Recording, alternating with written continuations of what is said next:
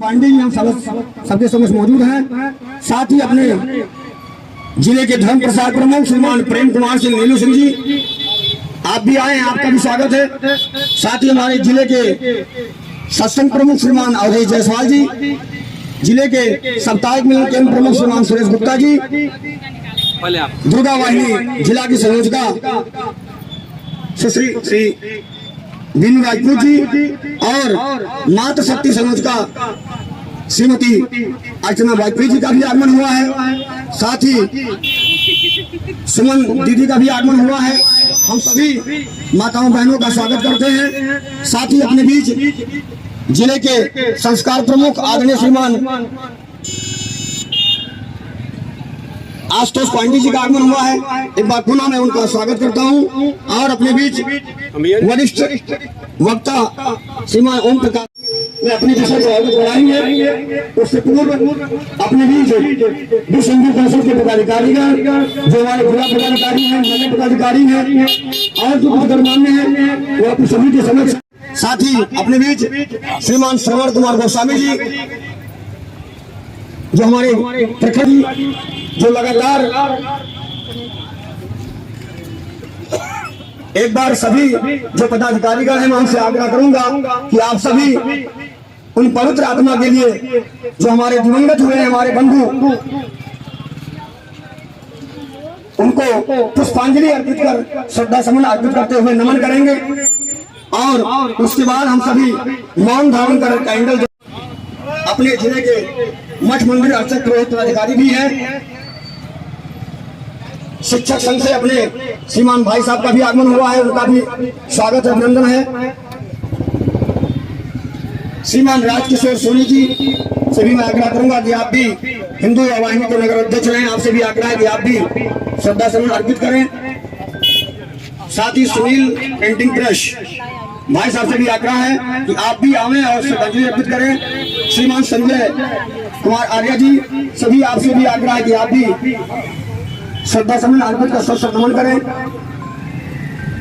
एक बार सभी बोले भारत माता की, भारत माता की, भारत माता की।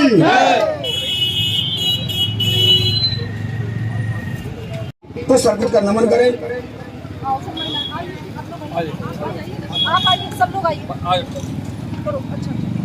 एक बार पुनः जहां तक मेरी आवाज जा रही है अपने व्यापारी बंधुओं से, आप सभी धर्मानों से मैं आग्रह करता हूं कि आप सभी जहां तक मेरी आवाज जा रही है, आप सबसे अनुरोध है कि आप अपने प्रतिष्ठान को 1 मिनट के लिए छोड़ करके आप इस गंतव्य स्थान पर आप आने का कष्ट करें। आप भी अपने वीर सपूत को नमन करें और उनके प्रति श्रद्धांजलि अर्पित करें जहां तक मेरी आवाज जा रही है।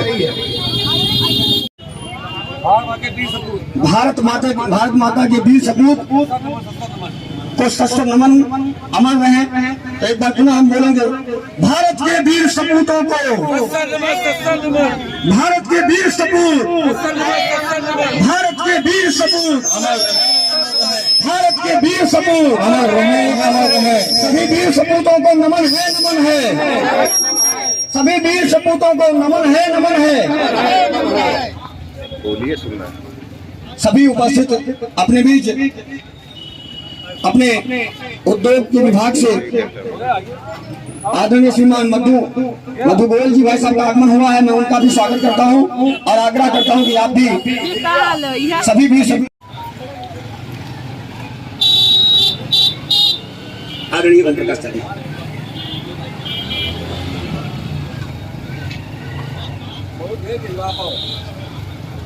नंबर करिए, फिर पंच पकड़िए।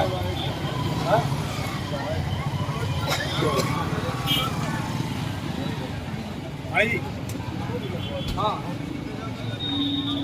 जानकारी है।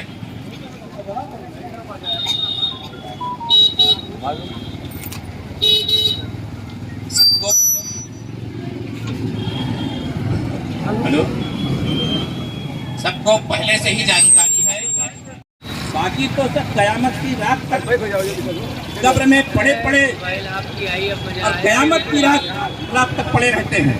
बंधुओं में घोषक ने कहा था कि ज्यादा समय नहीं लेना है, कुछ लोग आओगे मैं सबको अपनी तरफ से रास्ता देते हुए अपनी बात समाप्त करने के पहले मैं 28 दिवंगत आत्माएं हैं उनको श्रद्धांजलि अर्पित करते हुए भारत माता की भारत माता की वंदे वंदे। आदरणीय श्रीमान दिवाकर सखी से आग्रह है कि आप आए आगे अपने भारत माता की जय जय श्री राम, जय श्री राम। पाकिस्तान मुर्दाबाद मुर्दाबाद पाकिस्तान मुर्दाबाद मुर्दाबाद जिहादी मुसलमान मुर्दाबाद मुर्दाबाद जिहादी मुसलमान मुर्दाबाद मुर्दाबाद पाकिस्तान मुर्दाबाद मुर्दाबाद पाकिस्तान मुर्दाबाद मुर्दाबाद जिहादी मुसलमान मुर्दाबाद मुर्दाबाद भारत माता की भारत माता की पाकिस्तान मुर्दाबाद मुर्दाबाद मुर्दाबाद इस्लामिक आतंकवाद मुर्दाबाद मुर्दाबाद इस्लामिक आतंकवाद मुर्दाबाद मुर्दाबाद इस्लामिक आतंकवाद मुर्दाबाद मुर्दाबाद भारत माता की जय भारत माता की जय।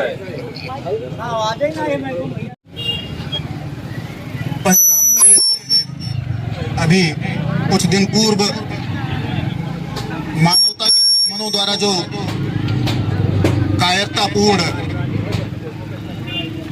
हमला किया गया और उसमें नृशंस हत्याएं की गई, धर्म और पूछ करके, उससे पूरा भारत व्यथित है, आक्रोशित है। बंधुओं, भारत एक बहुत विशाल देश है, यहाँ पर बहुत विविधता है। इतिहास से हम सबक लेते हैं, इसीलिए इतिहास पढ़ा जाता है। विश्व में तमाम अनेक ऐसे देश हैं जो अपनी तो सुरक्षा करते ही हैं, दूसरे राष्ट्रों की सुरक्षा भी करते हैं। उसका एक उदाहरण यहाँ पर हम जरूर कहना चाहेंगे। द्वितीय विश्व युद्ध के समय जापान की अपनी बेड़े थे, उसकी सेना थी और उसको भी लगता था कि मैं दुनिया में शक्तिशाली हूं। तमाम जो मित्र देश के विरोधी राष्ट्र थे उनमें मिलकर के अनेक देशों पर हमला किया। अमेरिका ने उस पर बम गिराया, नेस्तनाबूद किया और वहां से उदाहरण निकल करके आता है कि जापान ने कहा बुद्धम शरणम गच्छामि, अब मुझे शस्त्र नहीं उठाने। नेस्तनाबूद होने के बाद ये विचार जापान के मन में आया कि अब मुझे शस्त्र नहीं उठाने हैं और उसी अमेरिका को अपने सुरक्षा की जिम्मेदारी सौंप दी जिसने उसे नेस्तनाबूद किया। भारत को भी इतिहास से सबक लेने की जरूरत है। 1947 में देश स्वतंत्र हुआ और आज तक हम बेशर्मी के साथ कहते आ रहे हैं पीओके, पाकिस्तान ऑक्युपाइड कश्मीर। भारत एक प्रभुसत्ता संपन्न देश है, पीओके कहने में मुझे शर्म आती है। भारत विजित कश्मीर आज उसे होना चाहिए था जिसको हम 47 से लेकर के 2025 तक पाकिस्तान ऑक्युपाइड कश्मीर कहते हैं और उसका रोना पूरे विश्व में रोते रहे। जहां दर्द है, जहां घाव है, वहां ऑपरेशन करने से समस्या समाप्त होती है। भारत सरकार के प्रतिनिधि राजनयिक कहा करते हैं कि पीओके में लॉन्च पैड बनाए गए हैं, वहां पर 150 आतंकी तैयार है इस समय भारत में घुसने के लिए। यह देखने का विषय है, इतनी बड़ी सेना लेकर के, इतना संप्रभु देश होकर के, इतना सशक्त देश होकर के जब कभी राजनयिकों की तरफ से इस तरीके के बयान आते हैं तो अच्छा नहीं लगता। परंतु भारत सरकार ने संकल्प अब लिया है, ऐसा लग रहा है, क्योंकि कुछ बड़े निर्णय होने वाले हैं। पाकिस्तान के लोग, आज भी अभी आंकड़ा आ रहा था कि लाखों लोग अपना देश छोड़ करके भाग रहे हैं। महत्वपूर्ण बात तो यह है कि जो उसका अध्यक्ष है सेना का, मुनीर, उसने अपने परिवार को विदेश भेज दिया है। इसको डर कहते हैं, खौफ कहते हैं। और हम सबकी प्रार्थना है यहाँ इकोना के बेचू बाबा चौराहे से कबूल हो, ईश्वर उसे स्वीकार करें। और जिस तरीके से उसने अपने परिवार को भगाया है, पाकिस्तान ऑक्युपाइड कश्मीर भारत विजित कश्मीर इसी हमले में बने, इसका संकल्प भारत को लेना चाहिए। इसी जब पाकिस्तान ऑक्युपाइड कश्मीर में लॉन्च पैड खत्म होंगे तब जाकर के इस तरीके के आतंकवादी हमले रुकेंगे। ये कायराना जो करतूतें हुई हैं, बंधुओं कितना दर्दनाक है। युद्ध में भी अपने नियम होते हैं, सेना सेना से लड़ती है, परंतु निर्दोष नागरिकों को भारत सरकार ने, भारतीय संविधान ने हमें मौलिक अधिकार दिए हैं, स्वतंत्रता का अधिकार, पूरे देश में कहीं टहल सकते हैं, भ्रमण कर सकते हैं और भारत सरकार हमारी रक्षा करेगी। परंतु 28 लोग अपने प्राण गंवा करके चले आए। कहीं कहीं लगता है कि संवैधानिक व्यवस्था में जो अधिकार हमें प्रदान किए गए वो क्या हमारे प्राणों के कीमत पर प्रदान किए गए। इसलिए हर जगह से पूरा भारत आक्रोशित है, इकोना भी आक्रोशित है और देश का यह आक्रोश प्रधानमंत्री तक जाएगा। और मुझे लगता है कि जो इसकी जड़ है पाकिस्तान ऑक्युपाइड कश्मीर, वो इसी बार में भारत विजित कश्मीर होकर के आतंकवाद का समूल नाश होगा। बहुत न कहते हुए पुनः एक बार जितने निर्दोष नागरिक वहां मारे गए हैं उन्हें श्रद्धांजलि देते हुए अपनी बात समाप्त करता हूं। जय हिंद। माता की मैं आशुतोष पांडे जी को, जो कि जगतजीत कॉलेज में प्रवक्ता हैं, मैं आपको अनुरोध करता हूं कि 2 शब्द। पहले जोरदार से आप लोग भारत माता की जय बोलेंगे। भारत माता की, भारत माता की, भारत माता की, वंदे वंदे वंदे। जो भरा नहीं है भाव से, बहती जिसमें रसधार नहीं, हृदय नहीं वह पत्थर है जिसमें स्वदेश का प्यार नहीं, हृदय नहीं वह पत्थर है जिसमें स्वदेश का प्यार नहीं। आज हम समस्ती कोनावासी इस बेचू बाबा चौराहे पर विश्व हिंदू परिषद के नेतृत्व में जो अभी बीते दिनों 22 अप्रैल को पाकिस्तान द्वारा प्रायोजित आतंकी कायराना घटना हुई है, उसमें हमारे देश के जितने भी लोग शहीद हुए उनके प्रति अपने हृदय से श्रद्धा सुमन अर्पित करता हूं तथा उन सभी शहीदों के परिवार के प्रति संवेदना प्रकट करता हूं। आपको विदित है कि हमारा पड़ोसी देश पाकिस्तान जब से वो जन्म लिया तभी से ही वह आतंकवाद को पोषित कर रहा है और भारत के, हमारे देश के लाखों लोगों की जान ले चुका है। लेकिन निर्णायक भूमिका में भारत कभी कभी तो बीच में आया, लेकिन ऐसा निर्णय नहीं लिया कि जिससे पाकिस्तान नेस्तनाबूद हो जाए। अब 22 अप्रैल की जो घटना है, उन आतंकियों ने सिद्ध कर दिया कि इस्लाम धर्म जो है वो धर्म पूछ करके हत्या करना चाहता है, जैसा कि आतंकवादियों ने किया। धर्म पूछ करके गोलियां मारी गई, पत्नियों के सामने उनका सिंदूर उजाड़ दिया गया, माताओं के सामने उनके बेटों को शहीद कर दिया गया, नन्हे मुन्ने बच्चों के सामने उनके पिता को मार दिया गया। एक ऐसी नृशंस हत्या हुई, इस घटना की घोर निंदा हम समस्त देशवासी करते हैं और हमारा पूरा देश आज आक्रोशित है और वर्तमान सरकार से ये अपेक्षा करता है कि पाकिस्तान पर ऐसा हमला बोले कि वो नेस्तनाबूद हो जाए और विश्व के नक्शे से उसका समापन हो जाए। आज कठिन परीक्षा है, इसलिए कहना चाहूंगा कि कठिन है परीक्षा, न रहने कसर दो, न न्यायों के आगे झुकने सर दो, गवाओं न गौरों नया भाव भर दो और सभी देशद्रोहियों के सिर को कतर दो, सभी देशद्रोहियों के सिर को कतर दो। यह अपने अंदर जोश ला करके हम समस्त भारतवासी को आतंकवाद के विरोध में खड़ा होना है और देश में छिपे हुए गद्दारों को भी उनके कर्मों के लिए उनको सजा देनी होगी, क्योंकि आप विदेशी आक्रमणकारी को तो समाप्त कर लोगे, लेकिन जब देश में छिपे हुए गद्दार रहेंगे तो निश्चित रूप से हमेशा ये घटनाएं होती रहेंगी। इसलिए जरूरी ये भी है कि हम विदेशी आतंकवाद और देश में फैले हुए गद्दारी दोनों के विरुद्ध खड़ा होकर के भारत माता को मजबूत बनाए। इन्हीं शब्दों के साथ मैं अपनी वाणी को विराम देता हूँ। जय हिंद, जय भारत। बहुत गमगीन माहौल में हम एक दूसरे से संवाद करने के लिए उपस्थित हैं।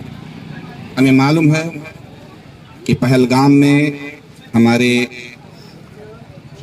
26 बंधु निर्दयता पूर्वक अमानुषिक तरीके से मार दिए गए, शहीद कर दिए गए। निश्चित रूप से हम आक्रोशित हैं। हमारे अंदर उबाल आ रहा है कि इसका कुछ प्रतिकार किया जाए, लेकिन इसके परिप्रेक्ष्य में हमें यह भी सोचना होगा कि आखिर हुआ कैसे, परिस्थितियां बन क्यों रही हैं, बार बार इसे दोहराया क्यों जा रहा है। जब कभी हम इस दोहराव के बारे में सोचते हैं, इस घटनाओं के बार बार होने के बारे में सोचते हैं, तो कहीं ना कहीं हम पाते हैं कि हम विखंडित हैं। हमारे अंदर एक सुर में एक साथ प्रतिकार करने की शक्ति नहीं है,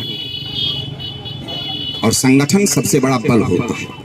जिस दिन हम सामूहिक रूप से एक बार प्रतिकार करेंगे, जिस दिन हम अपना हुंकार भरेंगे, हम सभी प्रकार के भेदभाव छोड़ करके एक साथ खड़े होंगे, अपना स्वरूप दिखाएंगे, निश्चित रूप से उस दिन ये सब घटनाएं अपने आप बंद हो जाएंगी। सेनाएं लड़ने के लिए नहीं होती, सेनाएं भय के लिए। जिस दिन सेनाएं लड़ जाती हैं, उस दिन भय समाप्त हो जाता है। हमारी सेनाएं भय पैदा करने के लिए होनी चाहिए, लेकिन दुर्भाग्य है, चाहे हम राजनीतिक नेतृत्व की कमी मान लें या अपने यहाँ विखंडन मान लें, हमारी सेनाएं भय पैदा करने में सक्षम नहीं हो पाई। कितना भी पौरुष हो, कितनी भी क्षमता हो, लेकिन वो भय नहीं पैदा करता। ऐसा नहीं कि हमारी सेनाएं सक्षम नहीं थी। माना जाता है एक अगुआ बिना 100 जुलास। हमारा राजनीतिक नेतृत्व इतना परिपक्व नहीं नजर आया, जिसने सेनाओं का भय पैदा किया कि हमारा पड़ोसी हर वक्त कांपता रहे। हमारे लोग अपने आप को सोचें कि ऐसा प्रतिकार होगा कि फिर इसका कोई जवाब नहीं। कभी कभी हम कहते हैं कि इजराइल एक ऐसा देश, छोटा सा देश, संभवतः उसकी जनसंख्या भी हमारे यूपी से भी कम होगी, उसके चारों ओर एक बहुत बड़ा अरब देश पड़ा हुआ है, और उसने सबको हराया है, सबका प्रतिकार किया, और आज भी सब में भय पैदा की हुई है। क्या हमने सोचा, क्या हमने देखा क्यों हुआ? उसका कारण है कि वहां के बच्चे बच्चे में राष्ट्र प्रेम है, उसके बच्चे बच्चे में भाईचारा है, एक दूसरे के लिए मर मिटने का जज्बा है, अपने देश के लिए कुछ कर गुजरने का सामर्थ्य है। हम केवल अपने स्वार्थ तक सीमित हैं। हम देश की बात करते हैं, हम प्रदेश की बात करते हैं, हम राज्य की बात, हम जिले की बात करते हैं। हम छोटा सा अपना समूह नहीं एक साथ कर सकते हैं, हम इतनी बड़ी क्षमता को कैसे कर सकते हैं? इसलिए हमारी पहली जरूरत है कि हमारे अंदर सामर्थ्य है, हम सामूहिकता का बोध दें। इतना बड़ा जनसमूह समुदाय, हम किसी बैनर तले आए हैं, लेकिन निश्चित रूप से हम शहीदों को नमन करने आए हैं। क्या ये संख्या है? ये दिखाता है कि कहीं ना कहीं हम अपने आप को उस क्षेत्र में नहीं जोड़ पाए, उस प्रतिकार के समूह में नहीं आ पाए जहां खड़े होकर के हम उनको अपनी बात कह दें। हमें बुलाने की जरूरत पड़ती है। इसमें स्वतः ये स्फूर्ति होनी चाहिए कि क्या लाखों की संख्या में, हजारों की संख्या में हम खड़े हो जाएं। नगर में तमाम ऐसे हैं जो जिम्मेदार कहते हैं, लेकिन उनको ऐसे कार्यक्रम में बुलाने की जरूरत पड़ती है। उनको हम सामूहिक रूप से, अपने आप हमारा आगमन नहीं हो पाता है, हम अपनी बात कह नहीं पाते हैं। इजराइल से हमें सबक लेना होगा कि हम किस तरीके से प्रतिकार करें। हाँ, ये बतावा वो खनन वाली सूचना कहाँ कर रहे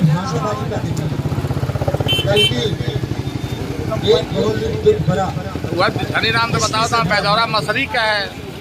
कि अगर हिंदू हिंदुस्तान में समझौता करेगा, हिंदू अगर हिंदुस्तान में नहीं अपने आप को सुरक्षित महसूस करेगा, तो कौन से मुल्क में वो जाकर अपने आप को सुरक्षित महसूस करेगा?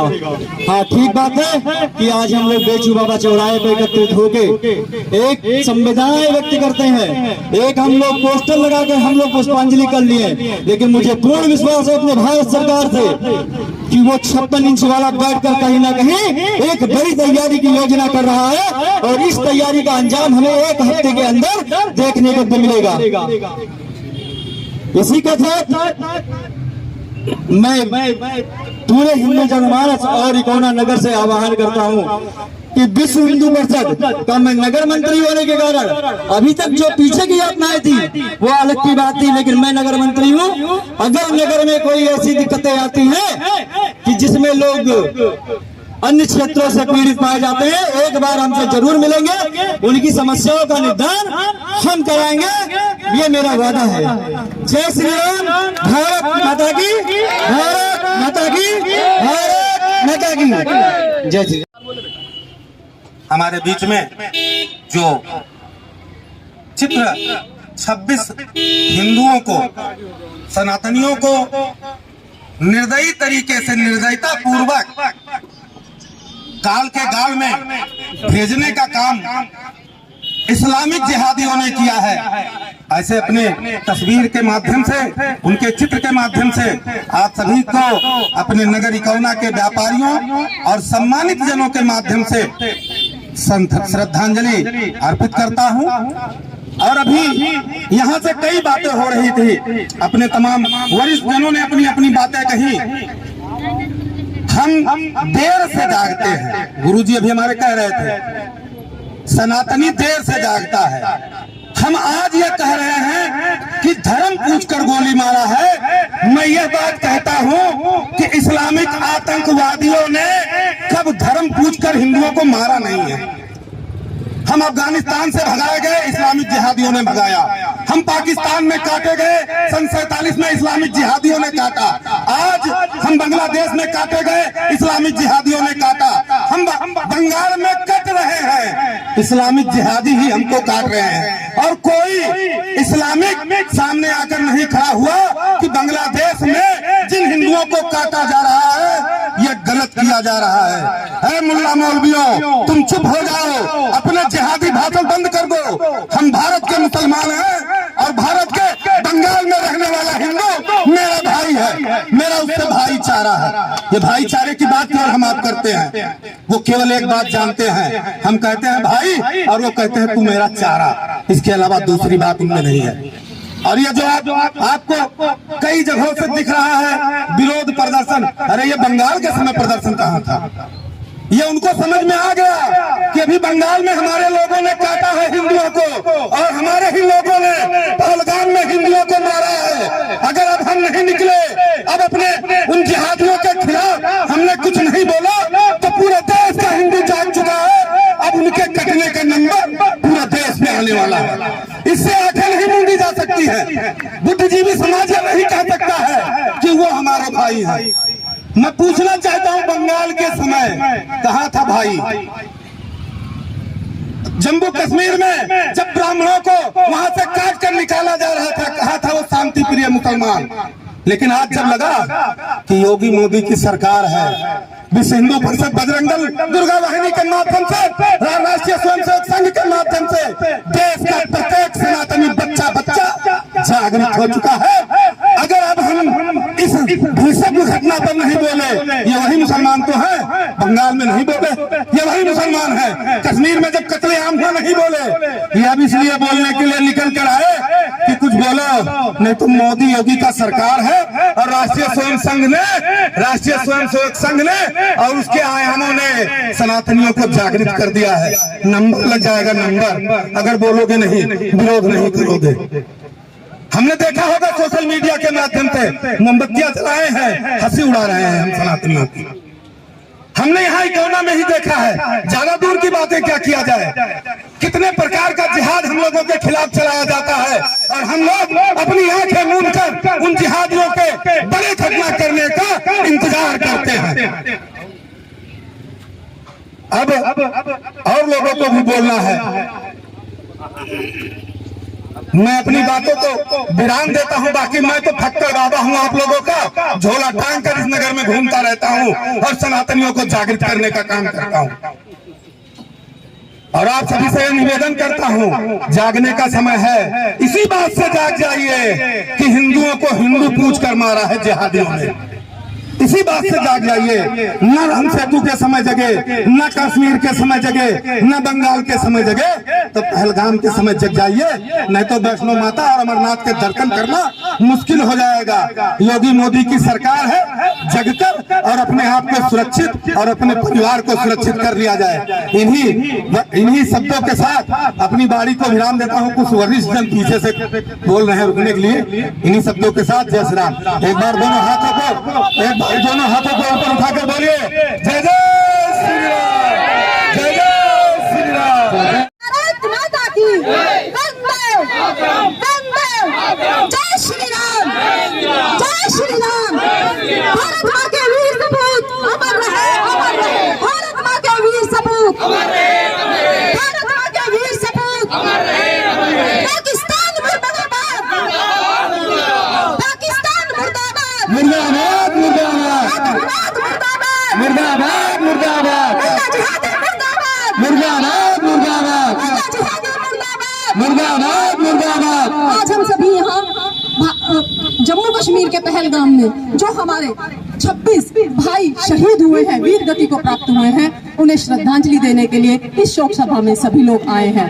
लेकिन नमन है उन वीर सपूतों को, जान तक तो दे दी, लेकिन कभी अपनी भी असलियत नहीं छिपाई। मरते मरते कह दिया हाँ हम हिंदू हैं, हाँ हम हिंदू हैं, हम कलमा नहीं पढ़ पाएंगे। अरे 6 लाइन का कलमा आपने पढ़ने को दिया मुल्ला। जिस दिन तुमसे 40 छंद का हनुमान चालीसा पढ़ाएंगे, उस दिन तुम्हारे कपड़ों का क्या हाल होगा, शरीर पर कपड़े नहीं बचेंगे। जय श्री राम, जय श्री राम। तुमने धर्म पूछकर, जात पूछकर गोली मारी है। हिंदू अलग हो जाओ, मुसलमान अलग हो जाओ, और ऊपर से कहते हैं कि भाईचारा। काहे का भाईचारा? कौन सा भाईचारा? हमें मार के हमसे ही भाईचारा। अब ये भाईचारा नहीं चलेगा और अब तुम्हें आतंकवादी घोषित करके यहाँ से भी जिसे भी पाकिस्तान से प्यार है वो पाकिस्तान पहुंच जाए। सीधा हिंदुस्तान छोड़े, हिंदुस्तान हिंदू राष्ट्र घोषित होकर रहेगा और हिंदुस्तान में केवल हिंदू रहेंगे, या वो रहेंगे जिन्हें हिंदुस्तान से प्यार है, जिन्हें पाकिस्तान से प्यार है, आतंकवाद से प्यार है। पाकिस्तान चले जाए उनके लिए खुला है। जय श्री राम, जय श्री राम, जय जय श्री राम। की आतंकी घटना की मैं निंदा करता हूं, और जो 26 लोगों को आतंकवादियों ने मारा, उनके परिवार के दुख की घड़ी में हम लोग उनके साथ हैं। बहुत ही दुखी, जिनका घर का आदमी चला गया कितना दुखी होगा। किसी का पापा चला गए, किसी के चाचा चले गए, किसी के पति चले गए, कितना दुखी होगा वो। आज हम इसकी कल्पना नहीं कर सकते हैं। सभी को श्रद्धांजलि देते हुए मैं अपनी बात आगे करता हूं कि मेरे पिताजी पाकिस्तान से आए थे और वो बताते थे कि किस तरीके से लाशों को काट काट के भेजा जाता था। वहां से जो ट्रेन आती थी पाकिस्तान से हिंदुस्तान, वहां कोई जिंदा नहीं आता था, लाशें आती थी। जो लोग बैठ कर आते थे उसमें एक आध लोग बचते थे, बाकी सब मर जाते थे। तो हमारे पिताजी तो पहले से चले आए थे, इसलिए बच गए। 2 साल पहले ही आ गए थे, नहीं तो हो सकता है पता नहीं हम आज आपके बीच में न होते। बहुत ही निंदनीय कृत्य किया है, और हम योगी और मोदी की सरकार से ये अपेक्षा करते हैं कि बहुत जल्द, हमें आशा है कि बहुत जल्द पाकिस्तान नेस्ता नाबूद होगा। हो सकता है उसका नक्शे से नाम ही मिट जाए। मोदी जी भी आज आप कितने 10 सालों से सरकार में हैं, क्या आप समझते हैं कि उनके दिल में पीड़ा नहीं है? लेकिन समय का इंतजार है, और ये समय का इंतजार पूरा हो गया। अब जो कुछ होगा वो आप लोग देखेंगे, ज्यादा नहीं 2-4 दिनों के बाद ही देखेंगे, ये मुझे पूरी आशा है। और हम लोग पूरे भारतवासी और इकौनावासी मोदी जी के साथ हैं, और उनके जो भी वो निर्णय लेंगे उसके पक्ष में हम लोग रहेंगे और उनका समर्थन करेंगे।